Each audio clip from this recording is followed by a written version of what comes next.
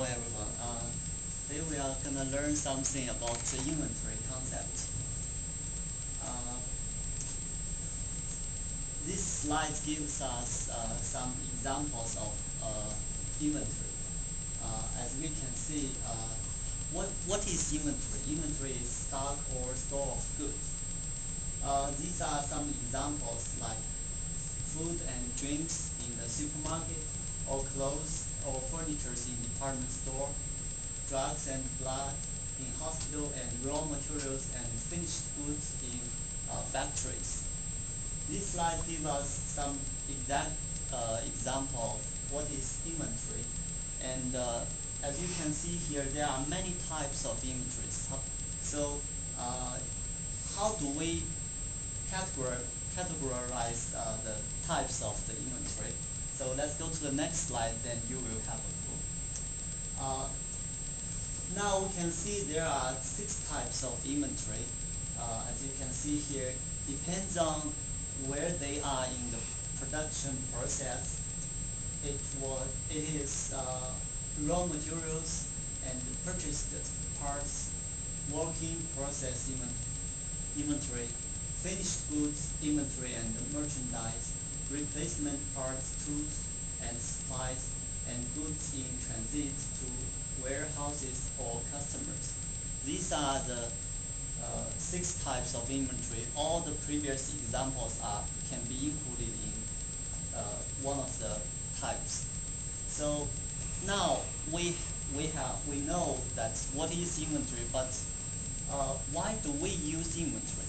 Why, you heard inventory almost every day, but why do we use inventory? Because now we see from this slide there are many purposes of inventory, and different names are given by their different purposes. Let's see. If the inventory is to meet anticipated demand, it is called anticipation stock. Or the purposes also include to smooth production requirements, to decouple operations, to protect against stockouts, to take advantage of order cycles, or to permit operations to help hedge against price increases, to take advantage of quantity discounts. And based on their different purposes, we give them different names for all these inventories. So now I think you already have some idea about what is inventory and why do we use inventory. And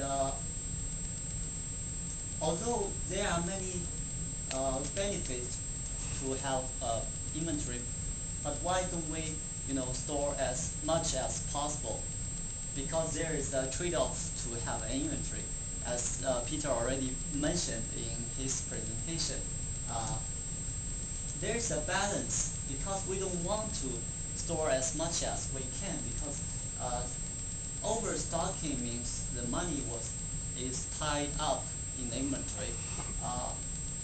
You can use the actual money to spend it on maybe other investments, or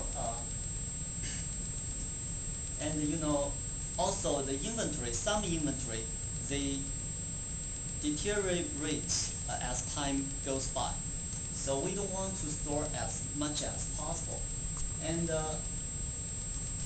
we know in Peter's presentation that the trade-off is we want to increase the customer service level. So let's look at this table. Among the 71,000 customer survey, only 15% of them go back to buy. They delay their purchase and still come back to buy the same product.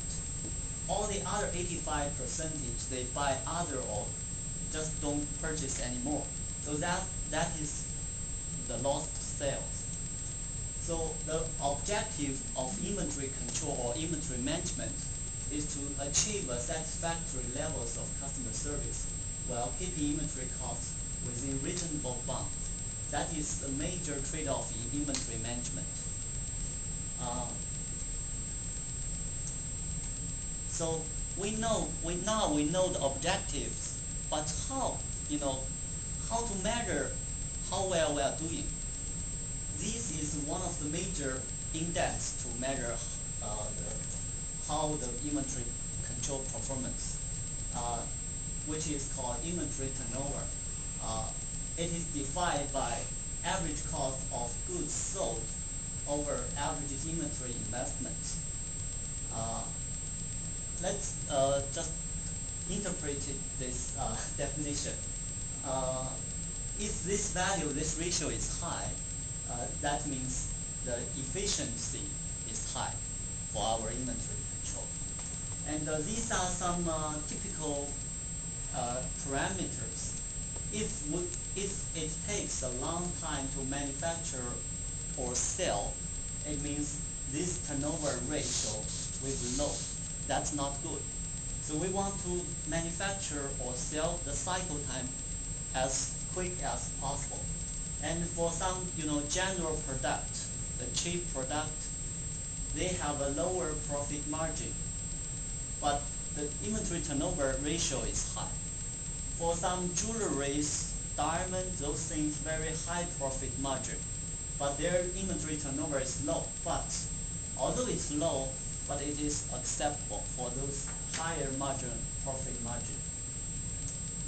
And how to define an effective inventory management? We have several elements here.